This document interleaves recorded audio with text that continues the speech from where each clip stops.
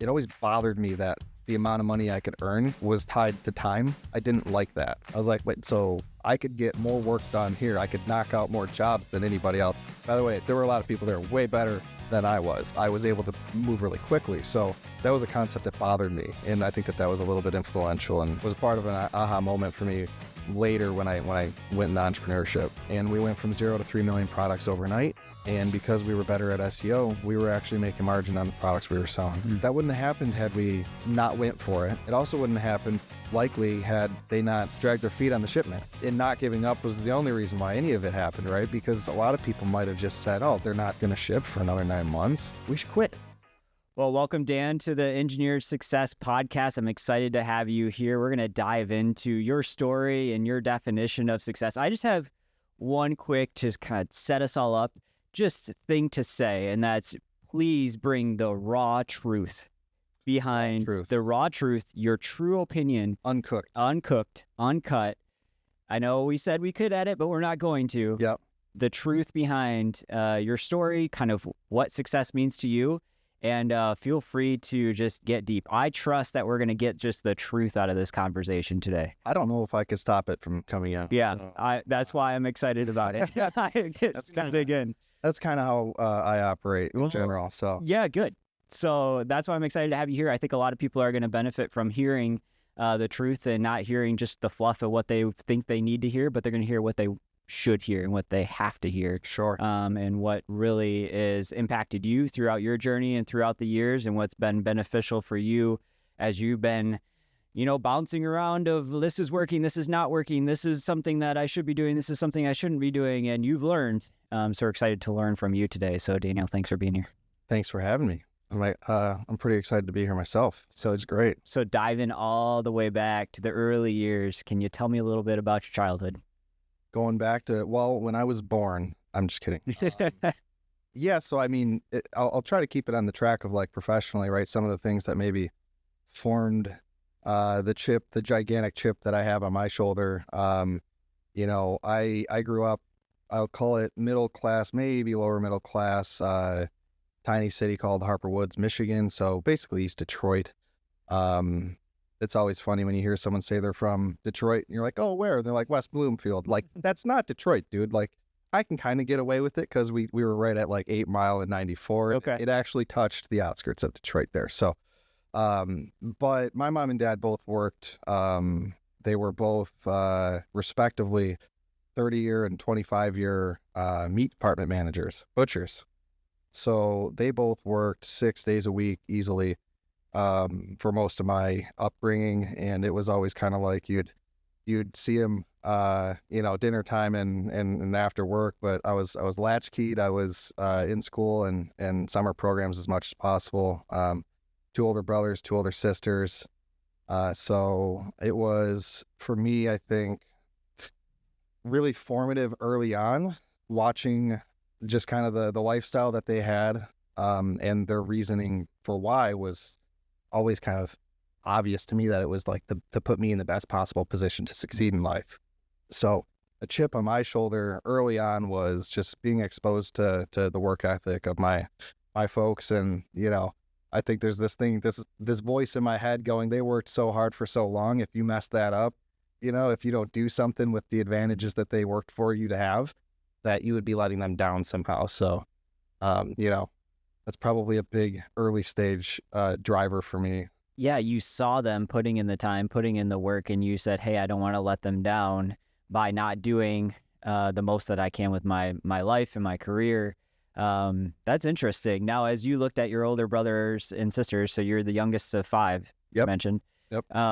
Now, from those times when you guys were at home because your parents were working, were they also there, or was it kind of you were on your own kind of thing? I was on my own.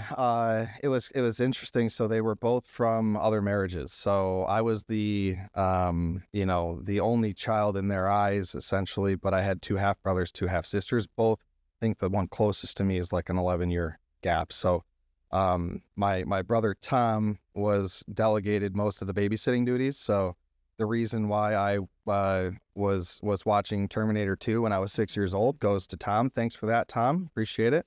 I still am terrified about machines taking over eventually, and AI is proving me right on that one so far at some point. So, So it does go all back to your childhood. That's what I was looking to uncover today. yeah, it always goes back. But yeah, I mean, it was very independent at the same time. So we're not too far apart in age, Stephen, right? So I was part of the generation where you came home when the street lights came on, you know? So I was out skateboarding with friends or by myself almost every single day. And that actually was another formative thing for me, going way back. If you think about the art of skateboarding, it's really you versus you in the next trick you're trying to learn. And it's not very forgiving. So when you go to hit a handrail on an 8-stair and you mess that up, you're going to find out the hard way what you did wrong. And the next time you go to try to hit that trick, you're going to remember how, falling down a flight of stairs isn't fun. So in that scenario, did you ever go to do a trick or go to learn something new, get hurt, and say, I'm never going to try that again? That, I think, you learn a lot about yourself. I would always get kind of pissed off, and I would keep coming back until my body told me I couldn't anymore. Thankfully, I never broke anything. I think because I started out so young, I learned how to fall. And if there was one thing that I carried through the rest of my life, and as we transition to talk about like career, learning how to fall safely is one of the most important things that you can do. And you're attributing some of that back to early on, just with, skateboarding and learning a new trick and learning something new as a new skill in your life. So you're you're growing up, you're spending a lot of time, out in the streets, but Yep. you know what I mean, spending time skateboarding, spending time, kind of finding your own path and finding your own way. What were some of the things that you stumbled upon through that phase of your life that you're like, hey, this is something that helped me or something that hindered me in my future? So, yeah, I mean, I could come right back to learning how to fail safely. That was a really big thing. I also think that the spirit of competition, I used to go to skate parks and would be asked to play a classic game called skate, right? So you do a trick and you have to match the other guy's trick. And you get through a couple of those, when they're heated, you realize that it was more about just getting better, incrementally better, and trying to land something harder every time, right? But as you kind of think about and transition, like, I don't know, into the world of business, failing safely can mean a lot of things there. What type of budget do you want to deploy for a certain project? What do you come in as the CEO? You're always asking yourself, if this completely does not work, what do I really stand to gain and what do I stand to lose, right? So the risk threshold that I think I developed there was very practical, if that kind of makes sense. So Yeah, no, definitely. And so you've gone through kind of the early stages. You've observed your parents just working super hard, dedicated to what they did, and they held the same position for a long time. You said 35 years? Yeah, I think my mom was at Kroger for close to 33, and then my dad was at Farmer Jack until I think it was like 20, 25 years, something close to that. And I, that work ethic too, we always made, they made pretty good money, but it was always a lot of time working, and I got a job early. So I actually started working at the local skate shop when I was, I think, 12. They had an after-school program where you could make store credit. And some of the stuff I learned there ended up becoming really important when I went to launch my first business. For example, they started selling on eBay, and I would be one of the kids in the back assembling the eBay orders, right? So you learn about how to package something, how to ship, put a shipping label. And it was a really great program. You also learned, I developed a sense of agency around my own income.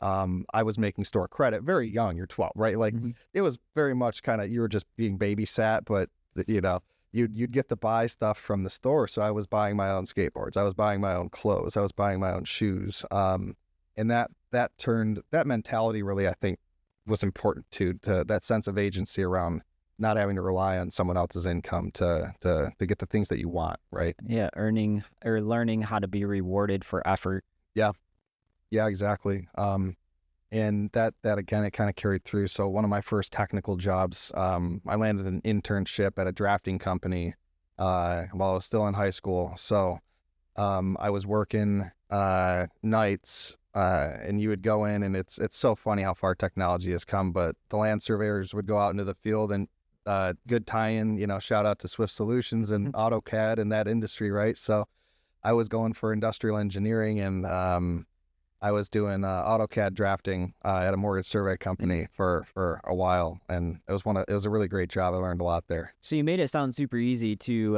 land that job. In high school, how did you get that position? How did you find the opportunity to have that conversation of like, hey, I can make this happen. I can do this. Yeah. So I think ADHD is a huge thing, and there's a lot of industry statistics around ADHD and entrepreneurship.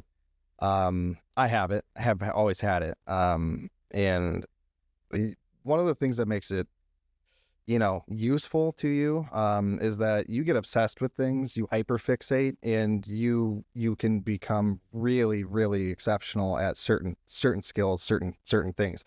Other things you just don't care about at all. So when it came to AutoCAD, that was something that I naturally just clicked. Like I knew how to do 3D design, back when AutoCAD Inventor first came out, and I was one of the only kids in the class that I was there for 2 hours every day. I'll always remember the teacher, Mr. Lane, I think. He gave us the entire book, and he gave us the whole course syllabus for the whole year. He said, your job between now and the end of the year is to complete all the exercises in this book, right? And I plowed through all the exercises in the first 2 weeks, and then promptly downloaded StarCraft, and I did whatever I wanted for the rest of the year. So I was gifted at it. And when the opportunity for the internship came up, it was like I was clearly really, I was 16 or 17, pretty immature still, but really gifted at the tech component to it. So. When you mentioned that story of taking a textbook and like diving in and getting it done early, it reminds me a little bit of the dynamic in my family growing up, where I was the opposite of that. So I was homeschooled growing up, and my brother was the type where you'd give him all of the curriculum for the year, and he'd be like, yeah, I can get it done. And he'd try and get ahead. I want to get a year or two ahead in school, where I'm like hiding the books and like, I don't want anything to do with these. And I'm out playing with my friends or out working and doing the opposite of like pushing it off till the last minute kind of thing. So it's good to hear, you had the chance to excel in the Autodesk and AutoCAD type thing, and then get to that first internship. You came from the skate shop to this internship. What were some of the things that were like, okay, this is different. This is a way I need to interact that's maybe a little bit different? Yeah, it was a real job. So skate shop was definitely like just, kind of a bunch of knuckleheads. Hanging out with your friends. And cracking jokes all day. And, Chemtech thing it was a real job. So real money. And at that time too, my parents were still working a lot. But there was a path there to make more money. And I started to, connecting the dots with how much you're making an hourly rate, right? So even if you're really good, it was a concept where like the amount of jobs they had available to do that day, if you plowed through all those, then there wasn't any more work to do, right? So like your hourly rate was tied to how much work you could get done, or it was like disconnected from how much work you could get done, essentially. So there were some interesting things there, but there was a path to make more money. I started getting raises, and that was great. But it always bothered me that the amount of money I could earn was tied to time. I didn't like that. I was like, wait, so I could get more work done here. I could knock out more jobs than anybody else. By the way, there were a lot of people there way better than I was. But again, I was able to move really quickly. So that was a concept that bothered me, and I think that was a little bit influential and was part of an aha moment for me later when I went into entrepreneurship. So why do you think it bothered you? Well, it's counterproductive, right? If you're doing the work right and you're doing more of it faster, you're providing more value to the company and the bottom line of the company, but you're not seeing any of it because my rate was only hourly, right? And that's looking back now as an owner. Having been an owner, that's tied to a comp model, right? That's an incentive alignment issue, potentially, right? You're not really motivating me to do more work more efficiently. You're just motivating me to clock in and do more hours. Yeah, and do more hours. So maybe we'll dive into a potential solution for that and talk into that as we hear more about your journey and maybe some ways that that shaped obviously your future, Sure. what you've gotten into, but it's a topic that is a hard problem to solve, right? Yeah. You could get into, and I live in the world of technology and SaaS specifically, and there's that full spectrum of how you price things in that world, right? From a monthly cost, right, to outcome. Everything's shifting towards outcome driven pricing. So, or consumption, or a combination of hybrid consumption outcome. And, I just see a lot of dinosaurs being real slow to adopt some of these new ways of doing things in my space. So you noticed that early on, and you were having some frustrations with trading time for money, and you had aha, more or less, like, hey, we need to get into a situation where it's more outcome. Do you feel like others at the organization had a similar feeling about it, or did you feel like you were alone with feeling that? I have always felt slightly like a loner. Yeah. Shocking, right? But the kid who watched Terminator 2 when he was 6 is a loner? No way. I've always felt a little bit like that, and I was the youngest one there by far. Okay. Out of the other couple interns, That didn't help. I was one of the only ones that stuck. So that didn't help. But that was part of the thing. Was I was constantly kind of attracted to a more efficient way of doing things.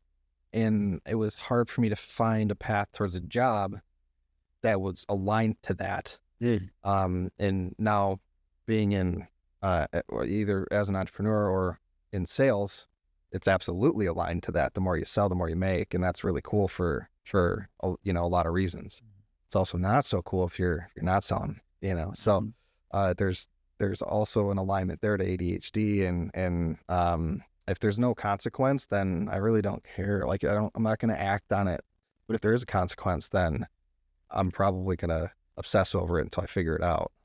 Interesting. So some of that stuff started, I started to become a little bit more self-aware, and coming out of that job, when I was in college, I got an opportunity. I was taking 16 credits. I was going to Baker for industrial engineering. I was still at the AutoCAD place, and my sister got me a job with what I realized later was a startup.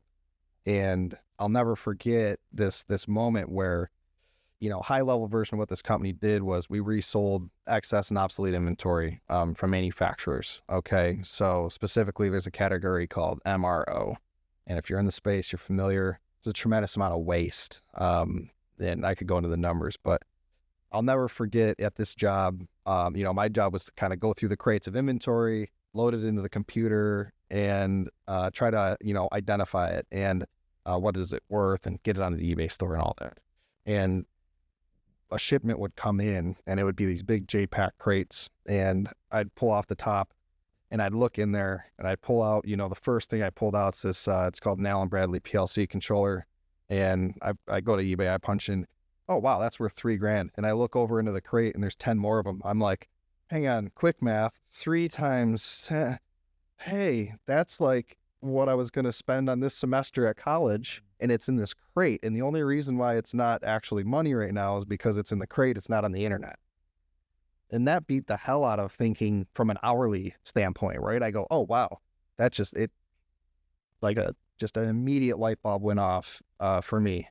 And honestly, that's probably one of the things that I still think like that today, right? I'm attracted to these exponential gain opportunities more than I'm ever attracted to something to where it's a kind of a stalemate, again, tied to time, and you can't really improve it more than incrementally. I don't like it. It bothers me.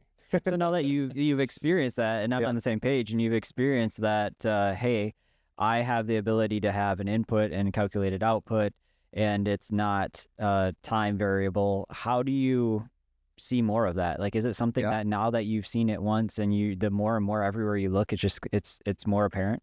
Yeah. Well, like I said, right? So I got fixated on it, and I got obsessed with it, but I knew I didn't know enough about business to run a business at that point. So I did the only thing I knew how to do, which was just work really hard, like my parents have always done. So I worked as hard as I could at that place. They got acquired. I got put in kind of like an assistant GM place, and they put in charge a guy who had just graduated high school. He got a business degree, and he was the nephew of the owner, the new owner. And I was kind of the right-hand man for that. And he didn't have the work ethic. It was an incredible thing to be years younger, but at that point I was 21, and clients were calling and requesting me on the phone because I knew where everything was at in the warehouse, or I knew exactly where things would be priced, and it was all just because I put the time in, and I kept working. But I always, at the end of the day, thought, if I keep doing this, I'm going to get a shot at one point to run it. And it eventually played out to be true. So when I got an opportunity to run the show, it was 100% a fake it till you make it moment. Like, I knew, okay, I know I can outwork a certain amount, but now I've got like 10 employees. Now I've got I need help. I need people who've done this stuff before, learning how to not do things alone is such an important thing. So that's what I was going to get into. What are some of the main things when you say fake it till you make it? You got put into a position that you hadn't had experience in before, but you knew that you wanted. How did you learn to adapt into that? Did you jump into coaching, books, just trial by error, get people in your life around you that could help guide you? It was so much learning by error. It was so much repeated failure. Like, no different than when you're trying to learn a new skateboard trick. You just keep trying until you find something that works. Just every iteration, you try something a little bit different. And I was very fortunate to have been able to work with my brother Tom, again, the same one who corrupted me with the term. Tom joined the company, actually, and he was incredible to have as a cultural resource at the firm. Tom's a smart guy, and he worked his butt off too, but it was like, you just didn't feel alone. And then my eventual co-founder in the business that I founded after, Jason, was brought into the company as well. And Jason was very knowledgeable, very experienced. He was older and very technical too. So we complemented each other really well. So like, this formation of a team dynamic played out, and I didn't feel alone. So after a certain amount of time, we started to have success, and it was, learning by experimentation. So, but not only learning by experimentation, but having someone with you that could learn with you and could like sharpen you and say, hey, Dan, we've made that mistake before. Yeah. Like, hey, Yep. Hey, buddy, you're about to fall. Like, yeah. So I think that's super important too, as we go through this kind of journey of trial and error, journey of not knowing what we don't know, and diving in, trying new things, is just making sure we've got those accountability people in our lives that it's like, hey, we're learning together, because sometimes if we put our heads down, we're banging our heads against the same wall over and over and over and don't realize it until someone points it out to us. The definition of insanity, and you have to have a little bit of that, because there were so many times along the way I should have stopped. I mean, really should have stopped, right? Like, you can, and even friends, even family, Dan, why are you doing this? Like, you're not making a lot of money. You're killing yourself with work. You at this point, I dropped out of college for it, right? And those people say those things with the best of intentions, they do, but all of it was just fuel for me. I go, I'm doing this because this is the only, there were a couple of reasons, like driving reasons for me. I mean, it was always a little bit outside of, I didn't just want to become like independently wealthy or something. There were like bigger circumstantial things going on in my life that I wanted to contribute to. For example, our family cottage was at risk of being put on the market for sale. Grandfather passed away, left with my grandmother. She passed away, left it to my aunt. Unfortunately, she passed away, left it to my uncle, who lived in North Carolina at the time. And it was like this 5-year succession of like, it's a big family, but funerals give you a lot of perspective too, right? So been around a lot of that in my life. And I think that really helped hone, hey, I've got an opportunity to do something special here. What else am I going to do? Am I going to go home and play Xbox? And I do love doing that too, but, making those decisions every day. And someone told me recently, thinking about quitting is totally fine as long as you never do it today. Just quit tomorrow, right? Do one more day.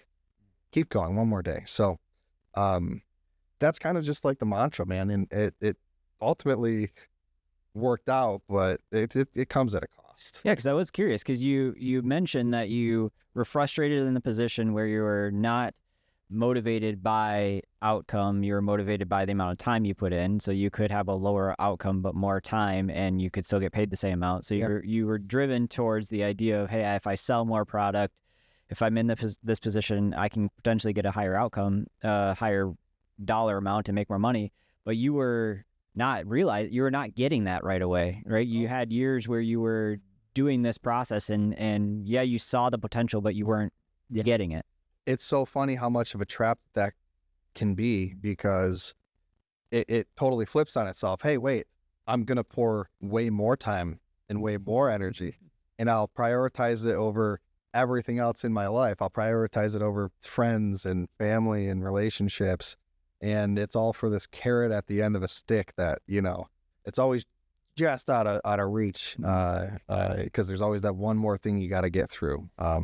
So is part of that what led to you starting your own business? It was. So, that again, so many lessons learned around when you start a company, you don't want to let these things become barriers to just going for it. But if you're going to do it with other people, you need to have the right paperwork in place. You need to really think through like team dynamics. You need to understand that, someone who's really excited to do something with you right now might not be as excited about that same thing 6 months from now when it's iterated 5 times and it's different. So when I decided to leave, it was a mass exodus at that particular company. And this point, I'm about 24.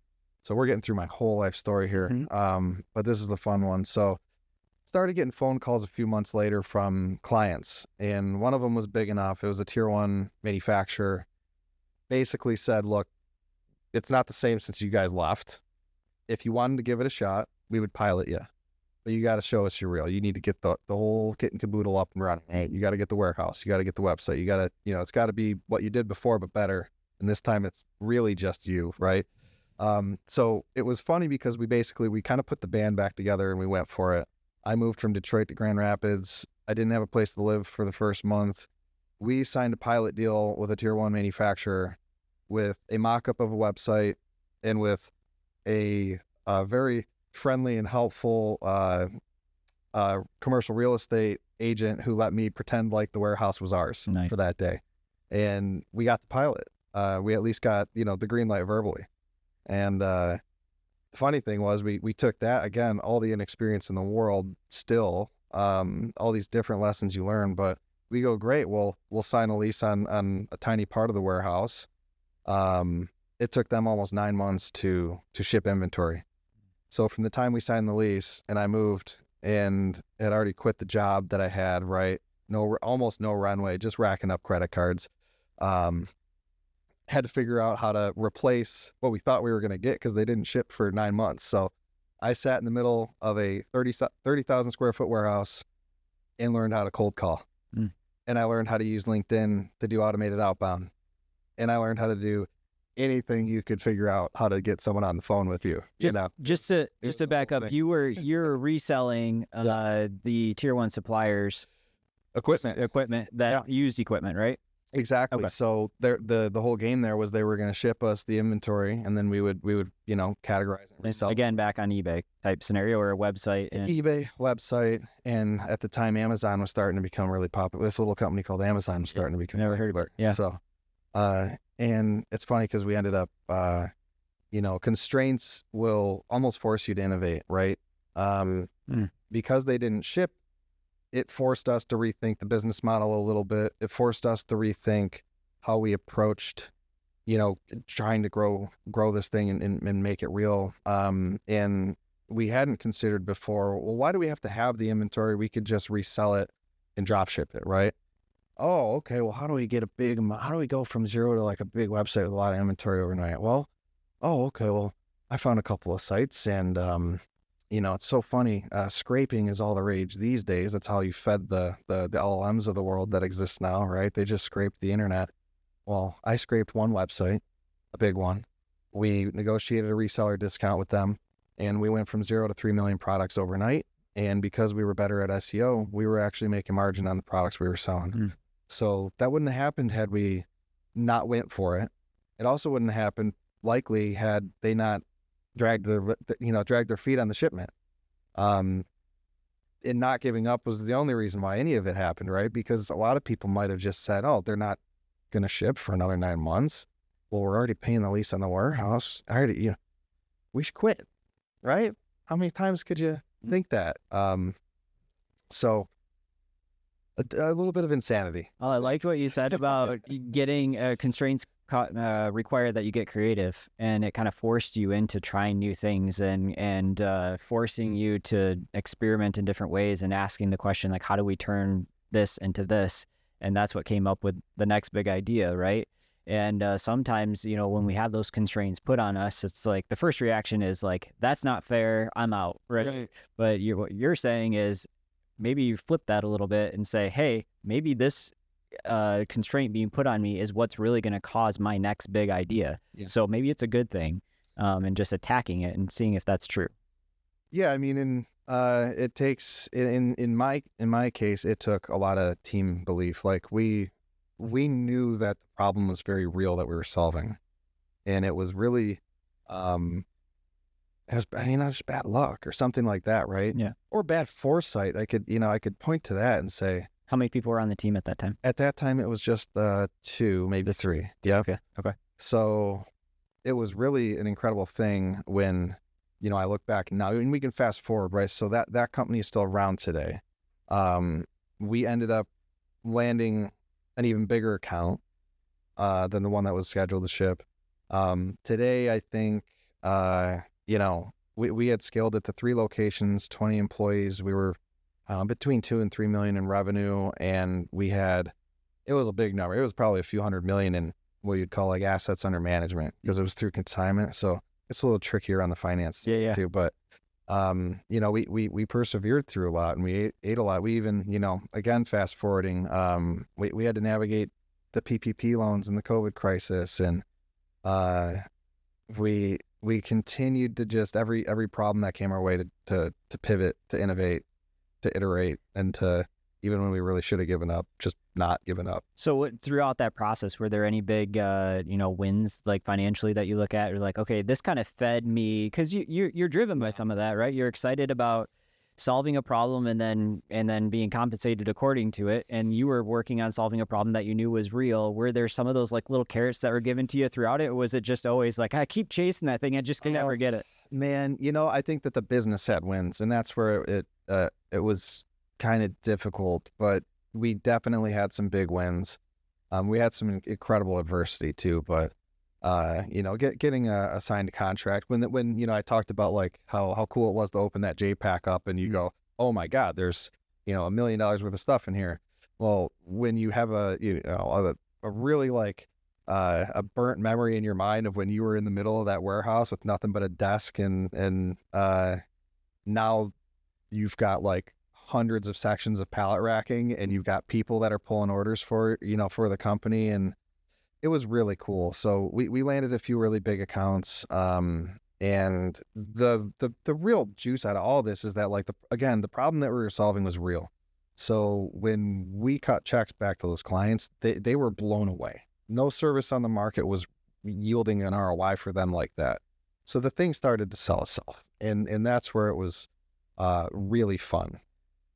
The thing that was driving us wasn't always just the money. It was like, can we actually solve this problem? Like, how close to solving this could we get? The impact that it would have was really cool. So, and so some of those times when you're waking up in the morning, you've got the team, you're looking at the warehouse, you're seeing a big problem that needs to be solved, and you're the guy that has to jump in and help solve it. There's some things that get you up in the morning, but like, what were some of those just mindset things you had to tell yourself, or routines you had to get into, or just like, was it just natural for you because you were fixed on it? I think it was probably an unhealthy obsession with success, and what success meant to me, in particular. I can only speak for myself, right? You start to get rewarded when you see the progress, and that alleviates the pressure. Like, it's not like nothing was working. A lot of things were working, but there would always be that next thing. And dealing with setbacks, dealing with adversity, having a team meant everything. But also just Yeah, probably a really unhealthy obsession with success. I was just willing to sacrifice everything for it. Mm-hmm. And sometimes that's, seems to be like what it takes in some scenarios, that if you're not, you're going to give up and you're going to walk away. But it doesn't matter what it takes. I'm going to make this happen. Yeah. Sometimes that's what it takes. Yeah, and I'm not a big proponent of hustle culture, by the way. Like, if you're listening to this, if you're a founder, if you're feeling those really, really tough days, right? Like, I started this whole thing out and I was really closed-minded because I had a bad experience around, equity and having advisors and having partners and what that really meant. And it's funny because as much as equity can be a great opportunity for a great business and all that, like, equity can be a curse too. Like, you're on the cap table of a company that's tanking and it's not fun, right? Like, you want to help people succeed, and sometimes things just don't work out, right? So my mentality around how to receive advice really started to shift when some of these things, like, you're a phone call away from someone who's been through this for 500 times and you don't know what you don't know, right? So I learned a lot of those lessons the hard way. I would do a lot of things the same. I would do a lot of things differently. What are some of those things that you would do differently? Well, piggyback on that, right? Having a good advisory board, having a board is so great. Like, so great. It's worth equity if they're the right people. It's so worth it. It can accelerate all the timelines. It's not just introductions. It's how you set the business up. It's, it's having someone to call and go, hey, have you ever, gone through this before? And them being able to say, here's the phone number, call this person. They'll meet with you for coffee on Tuesday. So that's such a big thing. I think too, some of the hardest things are the simplest. Your business model, profitability. I wish and really, it's funny where I landed now. I work for an advisory firm called Wipfli, and it's, one of the largest CPA accounting technology companies in the nation. And one of the things we do is outsource CFO and accounting. And I get to work with these folks. I go, if I had you on my team when I was running my business, you could add a zero to everything that ended up happening. Like, it really makes a difference, but it can be very expensive too. So understanding the value of paying an advisor, understanding the value of bringing someone out of the cap table, right? A lot of founders that I talk to that are inexperienced, they're like allergic to the idea that they're going to share their baby with someone. And it's like, your baby ain't probably, the rare exceptions of the world are out there, but your baby probably isn't that special, right? Like, very rarely are new ideas actually new. Maybe you've got a new approach or you're going to apply technology a certain way, but be open to someone coming in and being excited about being a part of it, and, vet accordingly, but be open to giving up some cap table to that, Yeah, I love that reflection of like some of the things that you would have done differently, because I think that impacts a lot of people that are in that space right now. And just diving a little bit deeper into your advice to have an advisory board or get people into your corner that have been there, done that, and have the network that they can just pick up the phone and call. How do you find those people? 1-800. No, here's my cell phone. It's going to come through your network, and typically you want to find people who are as close to the problem that you're trying to solve. So in my case, right, like when we started to get to that point, there were folks who had been trying to solve the same problem for a long time, but maybe didn't have the means to quit the job they were in at the time, to go all in on a startup or something, right? So like, or didn't have the technical know-how to build a software solution to approach it that way. But they're probably going to be industry aligned. They're probably going to be aware of what you're trying to solve. It's going to resonate with them in a way, right?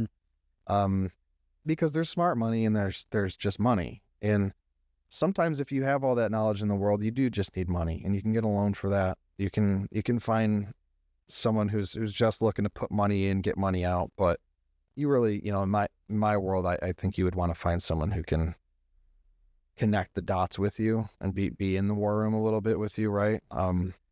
So yeah, there's no silver bullet answer to how to find the right advisors, but they're out there. Yeah, and being open-minded and just understanding you don't know what you don't know, and you don't know everything, so it's okay to ask for help sometimes too, and just even get in some of those spaces and say, hey, you've been here, you've done that.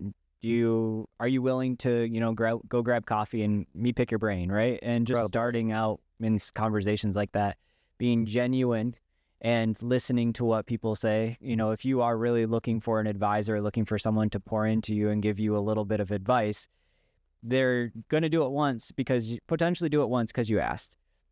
If they see that you took their advice and actually acted on it, then the next time you go and ask for advice, they might give you second advice. But if you come back and they're like, last time we talked about these things, and I asked you to go and read this book or do this thing or, change this area of your business, how did that go? And you're like, oh, I didn't do that. Like, they're never going to give you advice again. Right. Be a good student. Right. The being a good student part helps. Knowing what you need, knowing where your gaps are is big, right? Like I always knew, I wasn't the most organized person in the world, right? Like I wasn't really good at you gave me 5 tasks in a row. I'd be really good at doing all 5 of them at the same time, but doing 1, 2, 3, 4, and 5 in order for me is kind of a challenge, actually. I might forget halfway through. When did you learn that? Pretty young. Yeah. When my first grade teacher suggested that I go on, Ritalin, Okay. probably around that. Yeah, I'm just curious, like, because there's certain aspects where it's like I'm still uncovering things about. It's like, okay, yeah, I should have admitted that to myself years ago. Gary Vaynerchuk's always been a great proponent for like lean into the areas are big strengths for you, and where possible, delegate, outsource the weaknesses. Mm-hmm. You just contradicted yourself because you said you don't believe in hustle culture, and then you said Gary Vaynerchuk. I The did, same yeah. sentence. So Yeah, it's kind of a I don't believe in hustle culture for the sake of the marketing component to it. I do believe that to really be successful in business, though, like it's not. A lot of people think they get the idea and then they just build it, and then they come and it's like you have to build a business out of this. You are going to sleep less, you're going to work more, you're going to make less money, and you're going to have gray hair or none at all. Yeah, most likely. And if you find a better, faster, greater way to do it, then again, hit me up on LinkedIn and tell me what you got going on. I'd love to hear about it. So love it. So you're running your own business. How long did you do that, and what was the outcome? yeah, so the whole stretch of time there was from when I started with it and fell into it from 20 to I was able to. We made a lot of changes. We renegotiated a lot of contracts. We changed the business model. We started to see, the end of the pandemic and the funding there. We got it to a point where it was going to be a viable business. It was going to survive. Had a lot of this is another thing, having really difficult conversations with your founding team about, are you still like in love with this? Are you happy as a person, like doing what you're doing anymore? Right? Because there's the money component to it. But what's all that worth if you're not getting out of bed any morning as excited as you used to be, or if you're really attracted to something else. So for me, was able to make some really tough internal decisions and then have some really difficult conversations I'm really fortunate that it worked out the way that it did. So I sold my stake in the company in 2020. I stayed on as kind of a, silent, call me if you need me type advisor, but was able to pursue other things. And that's where the fun really started to started a family, traveled the world a little bit, and then started going really headfirst into the world of technology with a lot of practical, hard fought, blood, sweat, and tears. Please don't do this. If I could talk to you for 10 minutes and save you a year of your life, but are you happy to, Yeah. So had the opportunity to exit and, sell your shares of the company. And then you jumped into starting a family and growing in that realm. You have kids now, and tell me a little bit about the personal side. Sure. So I have a soon-to-be 2-year-old son. It's the greatest thing ever, right? You talk about a reason to get out of bed in the morning. And he knows that he's 2 and he's already opening doors basically, and he's coming to get you. So that's been really wonderful. It's been a lot of work to get to where we are as a family, which has been great. And I'm really fortunate to met my wife when I did. And she was there through all the tough times. At one point in time, she had to take me to the ATM and I had to borrow $100 from her to, fix an overdrafted account. At the same time, we were, not missing payroll for 25 people, right? And now That's a story a lot of people don't realize goes on in the back end from the business owner's perspective. the stress and the toll at home, right? Because you're going to bring that energy home to an extent. So very fortunate to have met her when I did. She helped with a lot of behind the scenes stuff, kind of resetting the direction. And why even, like, what's the reasoning behind it, right? So nowadays, I have the good fortune again to work at a company where I get to live vicariously through working with a lot of founders. So I get to touch the adrenaline a little bit, But you still get to go to sleep at night. I can, not have to worry about running payroll. So Yeah. that's great. Yeah. Makes a lot of sense. And as you're entering this phase and you've had some of the experiences that you had, you've had the chance to kind of reflect a little bit. Talked a little bit about maybe what you would change or some advice that you'd give, but what's something that you would maybe give yourself back in the day if you could give yourself a piece of advice? Oh man, take it easy on yourself would be a big thing. Like, I'm really proud that I never, gave up. But I also I was my own worst boss. I was the worst boss ever to myself. Really was. So give yourself, you'd be so surprised if you gave yourself a long weekend, even take Friday, Monday off and go in the woods and come back and look at the problems that you have in your business from 10,000 feet, how much faster you can solve them. I didn't do a very good job of that back then. There was just always a fire to put out, is what it felt like. And looking back now, maybe if I had taken a different approach to some things, we would have gotten where we wanted to be faster or with less headache. And At the time, though, it seems so counterproductive, right? It's like, Yeah. no, I got to solve this problem. So why would I not solve it? burning money, baby. You can't be burning money, but you realize the cost of time is so much more than whatever your run rate is right now. Like the cost of time is everything. And then you think about the speed to market equation, right? So, if I had, the way that we had built things, if I had went out and, we bootstrapped all of it. So, if I had gone out and raised $5 million and had a team of 50 build everything in half the time, would we have been able to get to revenue faster? Would we have been able to beat other competitors to market? So that ability to really, you got to be in the weeds, you got to be in the trenches, you have to be doing all the dirty work of running a business. But please be a better boss to yourself. Yeah. It's a good reminder. And like I said, a lot of times it doesn't seem like you're being a bad boss to yourself when you're just engulfed in it and you seem to at the time feel like you enjoy it, right?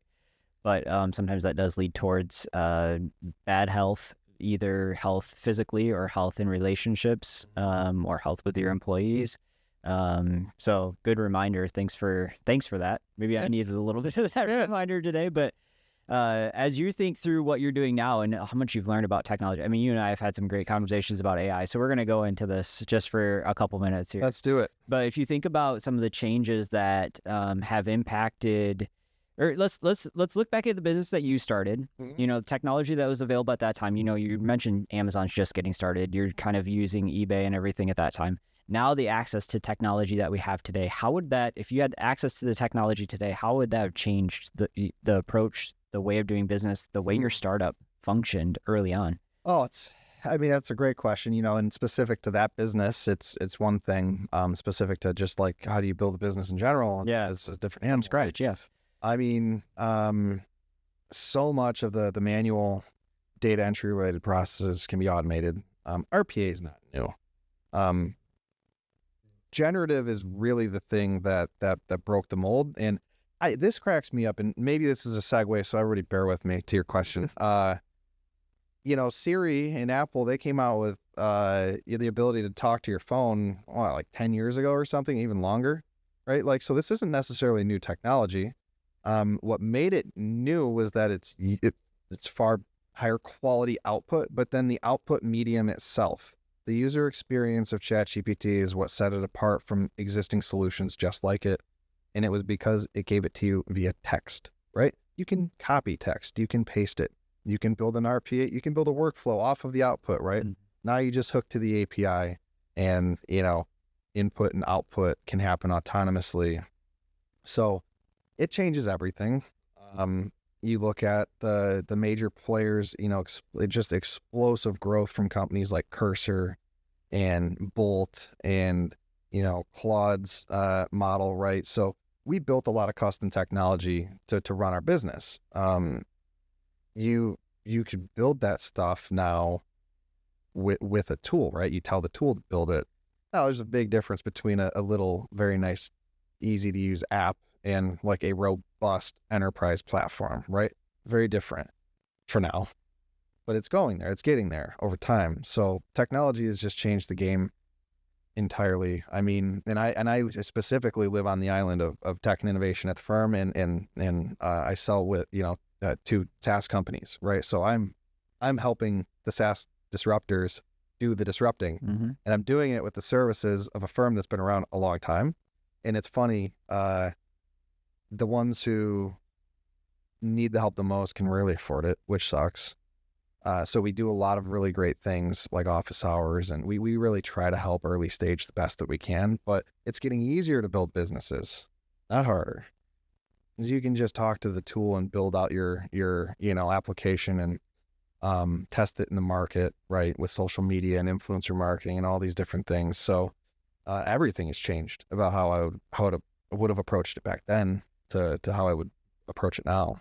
It's very, very different. So you mentioned building a business is easier. You feel like it's easier to start with an idea and just, you mentioned how early on you created, you went into the problem of, hey, we need to have a website with millions of products on it. How are we going to do this? And you're able to do it, by scraping and, creating a path to do it. Well, now technically, if you have an idea over a weekend, you can have a website built and you can have products on a website just with leveraging some of the available tools. Do you feel like this is going to cause more startups and ideas to come to market faster, more people to get involved in startups that maybe shouldn't? Like, what are some of your thoughts on that? I mean, you can see it in the numbers.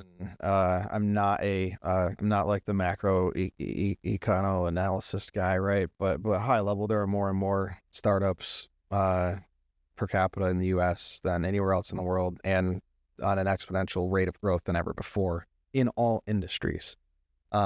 You're just smashing AI into every existing industry, right?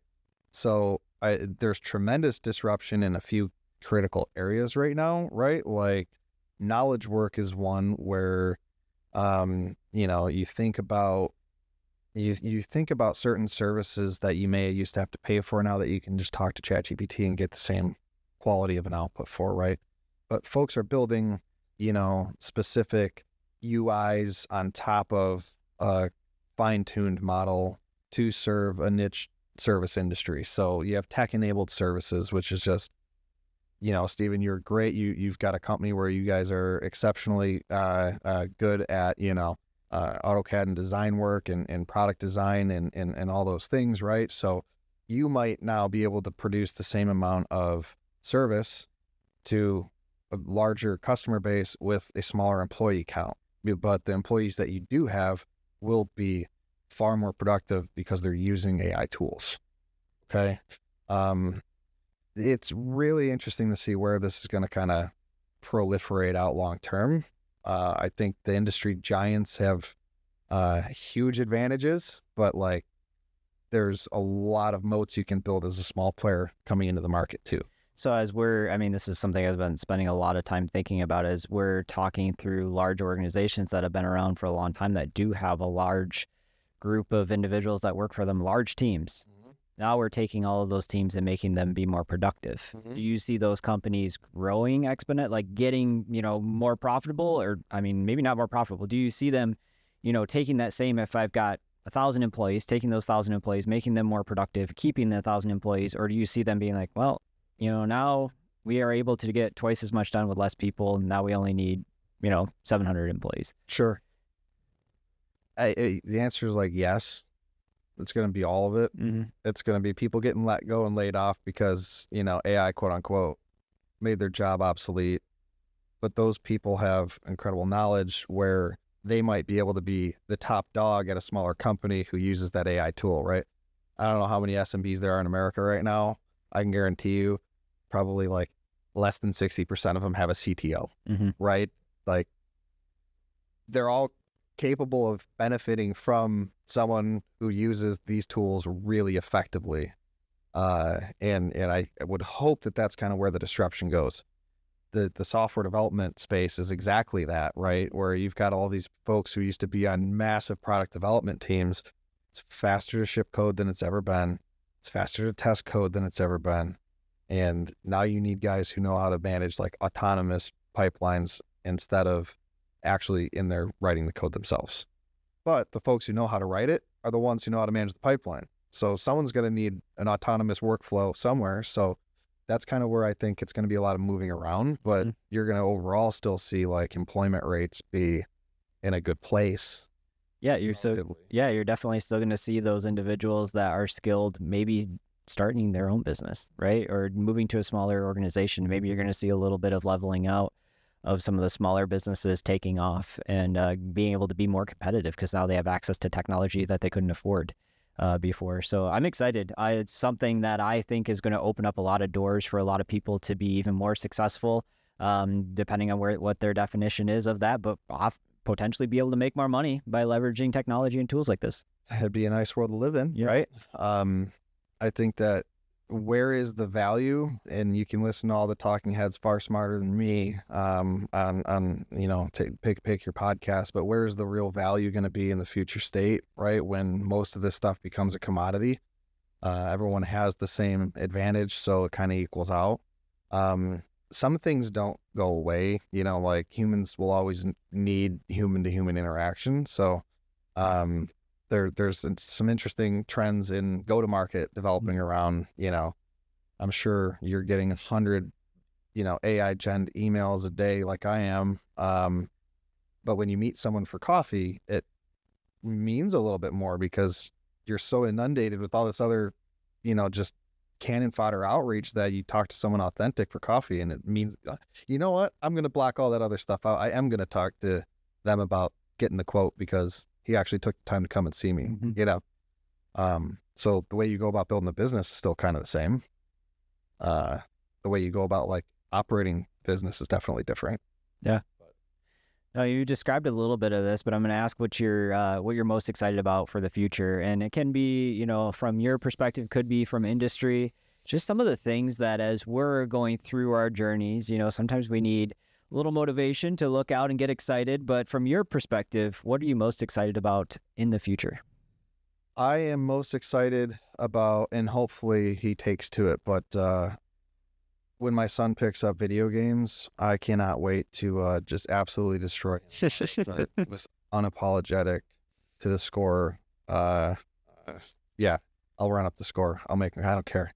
You hear that, Leo? One day I'm going to send him this clip here. Yeah. No, there's a lot of stuff. I want things to be easier. Like if you're familiar with like the various like states of workflow, like, there's like this Zen space you can kind of get into where the work is almost just fun, like the work that you do every day is really fun because you're in your strike zone of something you like to do and how you spend your time is meaningful.